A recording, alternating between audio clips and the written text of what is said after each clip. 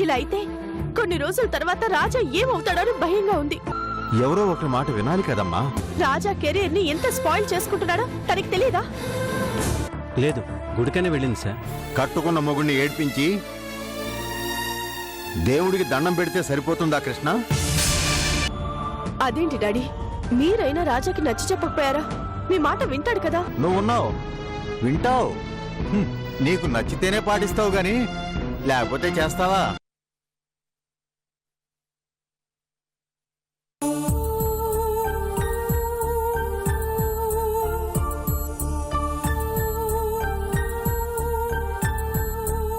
ఆ కాంట్రాక్ట్ విషయంలో ఇప్పుడు రాజాకు తొందరలో లీగల్ నోటీసులు రాబోతున్నాయి. చందు దక్కితే కానీ మామూలు మనిషిని కాలేనంటూ పనులన్నీ మానేసి కూర్చున్నాడు. ఎవరిని కలవడు, ఎవరితో మాట్లాడు, ఎక్కడికి వెళ్తాడో ఏం చేస్తాడో ఎవరికి ఏం తెలియటం లేదు.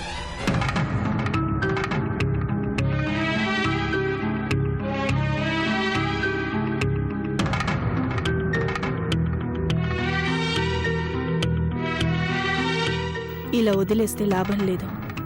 ఎందుకు రాజా ఇలా తయారవుతున్నాడు?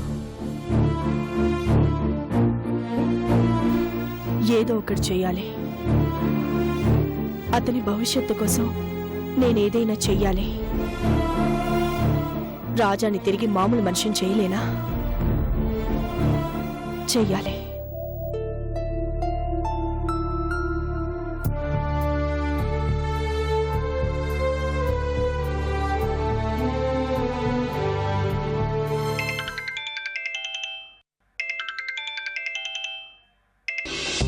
హలో, ఎక్కడున్నారు? ఆఫీస్లో జయంతి. రావడానికి కొంచెం లేట్ అవుతుంది. ఏదన్నా అర్జెంట్ పనా? అదేం లేదు, కాస్త మీతోటి మాట్లాడాలి. పర్వాలేదు జయంతి, చెప్పు. మొన్న మీరు నా దగ్గరకొచ్చి చందు మన పెళ్లి గురించి టెన్షన్ పడుతుంది అని చెప్పారు, గుర్తుందా? అవును, నేను పెళ్లికి ఒప్పుకోమని అడిగాను. నేను ఒప్పుకున్న విషయం చందుకు చెప్పారా? ఇంకా లేదు. Thank God. ఆ విషయం చందుకు చెప్పకండి. చెప్పొద్దా? ఎందుకు జయంతి? నేను ఏం చెప్పినా అందులో ఒక అర్థం, ఒక అవసరం ఉంటుందని మీకు తెలుసు కదా. అందుకే నేను పెళ్లికి ఒప్పుకున్న విషయం గాని, మీరు నన్ను అడిగిన విషయం గాని చందుకు తెలియకూడదు. అసలు మీరు నన్ను కలవలేదు, మాట్లాడలేదు, సరేనా? ఓకే, కానీ ఎందుకో నాకైనా తెలియాలి కదా. రాజా పరిస్థితి గురించి మీకు తెలుసు కదా. రాజా పరిస్థితి? రాజాకేమైంది? తను ఒకప్పుడు సివిల్ కాంట్రాక్టర్ గా చాలా బిజీ పర్సన్, చాలా మంచి టాలెంట్ ఉన్న వ్యక్తిగా పేరుంది. కానీ ఈరోజు తన గురించి బయట చాలా కథలు వినిపిస్తున్నాయి. ఆ రోజు రామ్ ప్రసాద్ గారికి నేను రిజర్వాయర్ ప్రాజెక్టు విషయంలో హెల్ప్ చేస్తే చందు వెంటపడి డాడీ చేత రాజాకి ఆ ప్రాజెక్ట్ వచ్చేలా చేసింది. అవును, మొదట్లో చందు పొరపాటు పడింది. రాజా అప్పటికీ ట్రై చేస్తున్నాడని తనకు తెలీదు. తను రాజాకి ఎగెనెస్ట్ గా వర్క్ చేస్తుందని తెలియక అలా చేసింది. చివరికి ఆ తప్పుని మీ నాన్నగారి సహాయంతో సరిదిద్దుకుంది కదా. అదే పెద్ద తప్పయింది. ఈ రోజు ఆ ప్రాజెక్టు విషయంలో రాజాకి సపోర్ట్ చేసినందుకు డాడీని ఆఫీస్ వాళ్ళు నిలదీసే పరిస్థితి వచ్చింది. అవునా? ఇంతవరకు వర్క్ మొదలు పెట్టలేదు. అసలు మనిషి ఎక్కడున్నాడో జాడలేదు. తన వల్ల అటు ఆఫీస్ వాళ్లకు, ఇటు మా డాడీకి ప్రాబ్లం అవుతుంది. ఒకవేళ రాజా ప్రాజెక్ట్ కంప్లీట్ చేయకపోతే మనమైనా పూర్తి చేయొచ్చు. అయినా కనీసం ఎండోర్స్మెంట్ చేయటానికి రాజా మనకి దొరకాలి కదా. ఎందుకు రాజా ఇలా తయారవుతున్నాడో అర్థం కావడం లేదు. నాకు అర్థమైంది. చందు ఎంత ముఖ్యమో మనకి రాజా కూడా అంతే ముఖ్యం కృష్ణ. రాజాని మార్చాలంటే అది చందు ఒక్కదాని వల్లే అవుతుంది.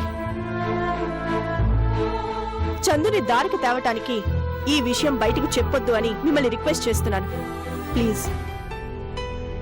అంటే అత్తగారిలాగా బాధ్యత తీసుకుంటున్నాం అన్నమాట.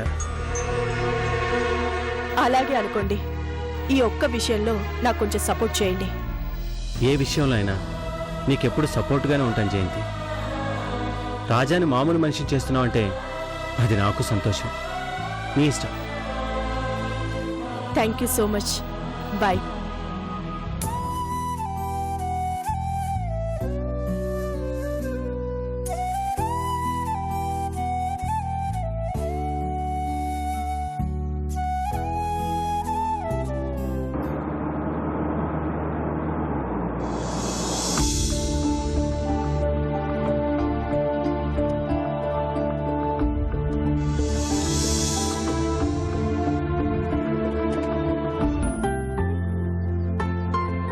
నమస్కారం అండి. ఓ మీరా, రండి సార్, రండి కూర్చోండి సార్.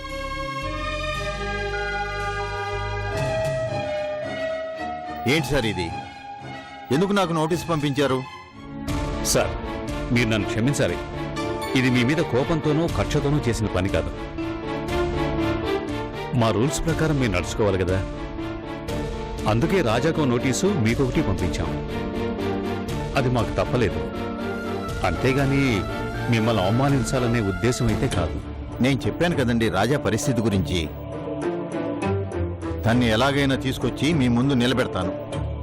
వర్క్ కాకుండా హామీ నేను ఇస్తున్నాను. ఆ విషయం మీకు నాకు తెలుసు సార్. దాని గురించి నేను అస్సలు భయపడటం లేదు. కానీ ఇరిగేషన్ సెక్రటరీ నుంచి ప్రెషర్ ఉంది. సరే, ఆయనతో నేను మాట్లాడతాను. సార్, ఓ విషయం ఫ్రాంక్గా చెప్పనా? మీరిప్పుడు చెప్పిన కొద్ది రోజులు అవుతాడు, కానీ ఆ తర్వాత ఆయనకి మినిస్టర్ గారి నుంచి ప్రెషర్ ఉంది. మినిస్టర్ గారికి సీఎం గారి నుంచి ఒత్తిడి ఉంది. ఇది 2 జిల్లాలకు మంచినీరు అందించే ప్రాజెక్టు. ఎప్పటినుంచో పెండింగ్ ఉంది. మొన్ననే దానికి ఎలాగో మోక్షం వచ్చింది. చేతిలో గవర్నమెంట్ ఉన్నప్పుడే ప్రాజెక్టు పూర్తి చేయాలి అని వాళ్ళ ఆరాటం. పైగా ఎంతో మందికి మంచినీళ్ళు అందించే రిజర్వాయర్ కదా. ఒక కాంట్రాక్టర్ విషయంలో అది ఆగిపోవటం అంటే అది ఎంతవరకు బేర్ చేయగలుగుతారు? మీరే ఆలోచించండి. మీరు చెప్పింది నిజమేనండి, కానీ మాకు కొంచెం టైం ఇవ్వండి. రాజా గురించి నేను ఆరా తీస్తాను. మీకు తెలియదు సార్, నాకు చాలా ప్రెషర్ ఉంది. రోజు దీని గురించి ఓ 100 ఫోన్లు వస్తున్నాయి. అసలు విషయం చెప్పకుండా ఏదో మేనేజ్ చేస్తున్నాను. ఇక ఇంతకంటే నేను ఏ విధంగా మీకు ఫేవర్ చేయగలను? మీరే చెప్పండి. మీ పరిస్థితి నాకు అర్థమైంది. రాజా గనక ఈ ప్రాజెక్టు చేయలేని పరిస్థితుల్లో ఆ ప్రాజెక్టు నేను కంప్లీట్ చేస్తాను. రాజాని మించిన ఇంజనీరు నా అల్లుడు కృష్ణ ఉన్నాడు. రాజా పూర్తి చేయలేకపోతే అతనితో నేను ఈ ప్రాజెక్టు పూర్తి చేయిస్తాను. నేను ఎండార్స్మెంట్ తీసుకుంటున్నాను. సరేనా? ఏదైనా చేయండి సార్, కానీ ఏ చేసినా త్వరగా చేయండి. అలాగే, ఉంటాను. మంచిదండి. Thank you.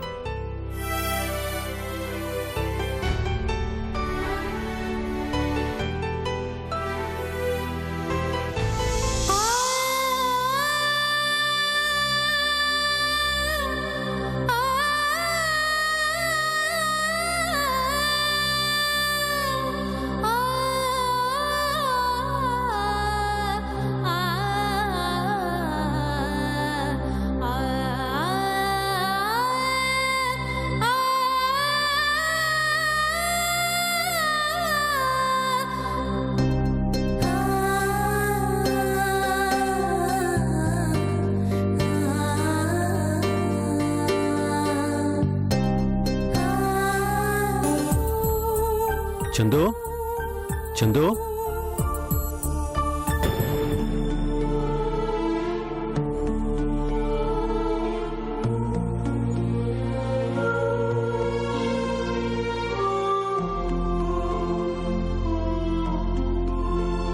చందు, ఏంటమ్మా భోంచేయకుండా ఇక్కడికొచ్చి నించున్నావేంటి? పెద్దమ్మ కూడా నీకోసం ఏం తినకుండా వెయిట్ చేస్తుందమ్మా. పద. నాకు భోజనం వద్దు డాడీ. ఏమా ఆకలిగా లేదా?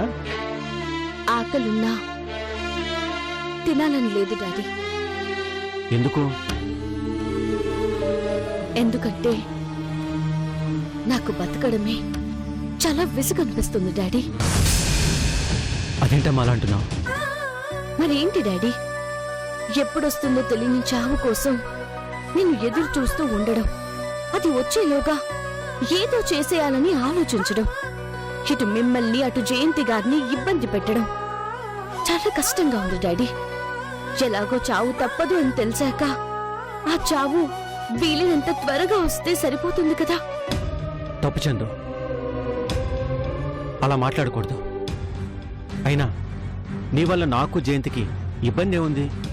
ఏమీ లేదే. అయితే మరి జయంతి గారు ముందు పెళ్లి కొప్పుకున్న మనిషి ఇప్పుడెందుకు పెళ్లి కొప్పుకోవడం లేదు? మీరెందుకు ఆవిడికి సర్ది చెప్పలేకపోతున్నారు? అదేం లే చందు, తను పెళ్లి చేసుకోను అనడం లేదే. కొంచెం టైం కావాలంటుందంతే. నువ్వు మాట్లాడమన్నావని నేను వెళ్ళి మాట్లాడానమ్మా. జయంతి పెళ్లి కొప్పుకుంది. అదంతా నాటకం డాడీ.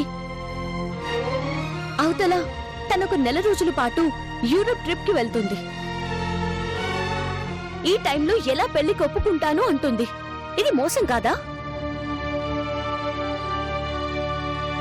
ఎందుకు డాడీ రేపో మాపో చనిపోయి నాకు అబద్ధం చెప్తున్నారు? ఇది పాపం కాదా? అబద్ధాలు కాదమ్మా. తన పరిస్థితులేంటో, ఏ సిచ్యువేషన్లో అలా ఉందో తన ప్లేస్లో ఉండి కూడా మనం ఆలోచించాలి కదా. అందర్నీ నేను అర్థం చేసుకుంటాను డాడీ, కానీ ఎవ్వరూ నన్ను అర్థం చేసుకోకుండా ఏడిపిస్తున్నారు. నువ్వు కూడా అంతేనమ్మా. నీ గురించి ఆలోచిస్తావు గానీ ఎదుటి వాళ్ళ గురించి అసలు ఆలోచించవు. ఏమన్నారు డాడీ? నిజం చందు, రాజా విషయంలో నువ్వు ఆలోచిస్తుంది కరెక్టా?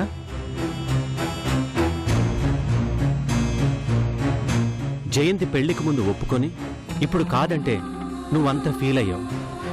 మరి రాజాను ముందు ప్రేమించి ఇష్టపడి ఈ రోజు అతన్ని అలా వదిలేయడం కరెక్టే అంటావు చందు? డాడీ నా పరిస్థితి? నీ పరిస్థితి నాకు తెలియంది కాదమ్మా, కానీ అతని పరిస్థితి కూడా కాస్త తెలుసుకోమని చెప్తున్నాను. పిచ్చివాడైపోతున్నాడని రాజశేఖరం గారు వచ్చి చెప్పి వెళ్లారు. అన్ని వదులుకొని ఎక్కడెక్కడో తిరుగుతున్నాడంట.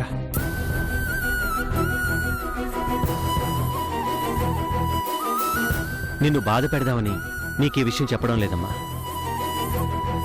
మా పెళ్లిని ఎంత సీరియస్గా ఆలోచిస్తున్నావో రాజా విషయం కూడా నువ్వు అంతే సీరియస్గా ఆలోచించావు.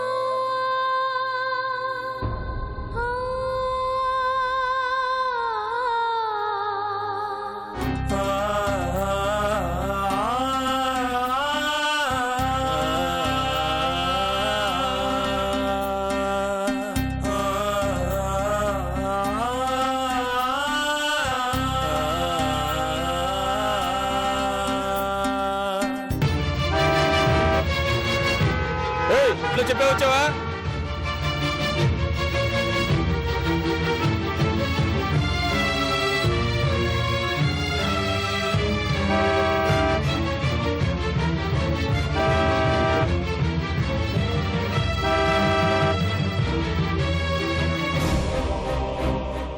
ఇది రోడ్డు అనుకున్నావా, నీ ఇల్లు అనుకున్నావా? కాస్త చూసినాడు. ఏ లారీ అయినా గుద్దిందంటే పైకి పోతావు. చూడ్డానికి బాగానే ఉన్నావుగా, ఏం రోగం వచ్చింది? చూసి వెళ్ళు.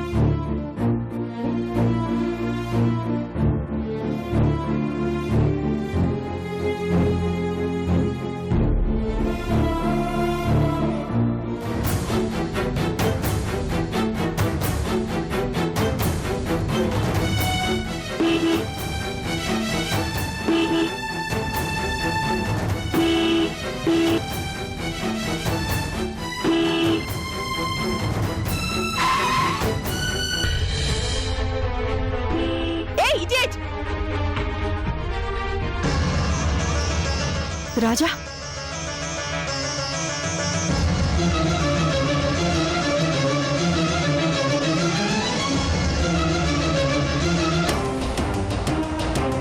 రాజా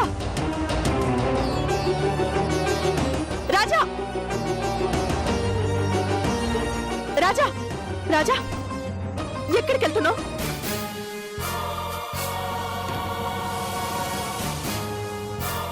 నిన్నే అడిగేది, ఎక్కడికి వెళ్తున్నావు? ఏమో తెలీదు. నీ కారేది? కారు ఏమో గుర్తులేదు, ఎక్కడో ఉంది. ఏంటి రాజా ఇది? వచ్చి కారెక్కు. ఎందుకండి? ఎందుకో తర్వాత చెప్తాను. ముందొచ్చి కారెక్కు. ముందొచ్చి కారెక్కు. రా కూర్చో.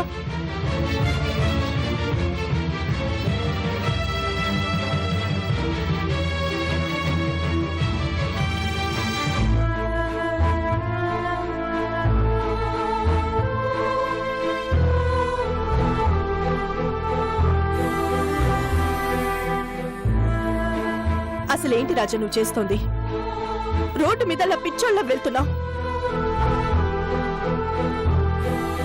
ఇలా అయితే ఎలా చెప్పు? అవతల నీ గురించి అందరూ ఎంత టెన్షన్ పడుతున్నారో తెలుసా? నీకేదైనా జరిగితే నా గురించి ఏడ్చేవాళ్ళు లేరు, నా గురించి పట్టించుకునే వాళ్ళు లేరు. నేనేమైపోతే ఏంటి?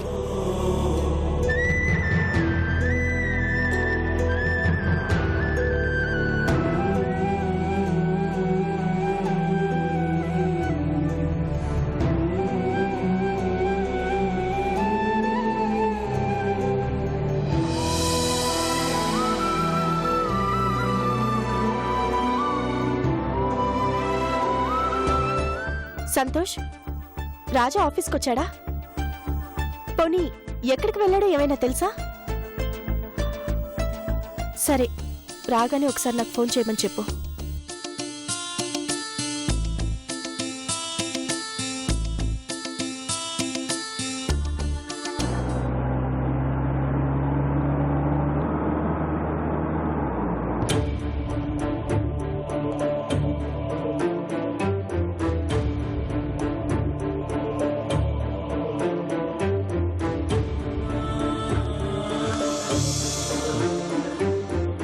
ఇల్లొచ్చింది, దిగు రాజా. ఏంటి రాజా, ఏం ఆలోచిస్తున్నావు? దిగు.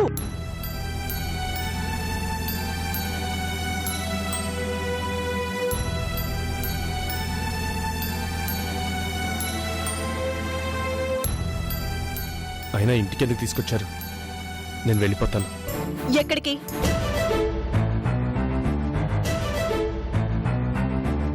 తెలీదు. అందుకే ఇక్కడికి తీసుకొచ్చాను. లోపలికి పద. నీకే చెప్పేది, లోపలికి పద.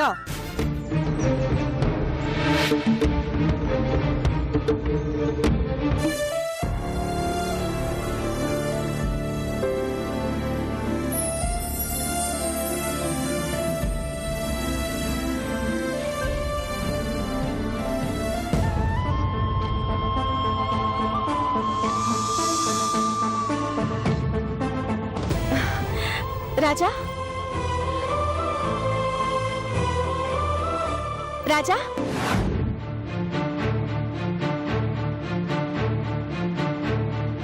ఏంటి రాజా ఇది? ఎక్కడికి వెళ్ళా? ఎన్నిసార్లు ఫోన్ చేసినా తీయో. ఎటు వెళ్ళావో తెలీదు. ఎక్కడ కనిపించాడు మేడం? చెప్తాను, ముందు లోపలికి తీసుకెళ్ళు. రా రాజా. నేను రాను, నన్ను నా దారిలో వదిలేయండి. ఏంటి వదిలేసేది? అనవసరంగా గొడవ చేయకుండా లోపలికి పద.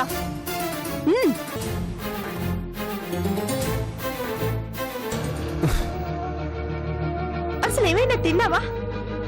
ఆ మోహన్ చూడు ఎలా పీక్కుపోయిందో. కాళ్ళు చేతులు కడుక్కొనిరా, భోజనం చేద్దు గాని. నాకేమొద్దు, నన్ను కాసేపు ఒంటరిగా వదిలేయండి. రాజా, రాజా ఆగు. రాజా, రాజా.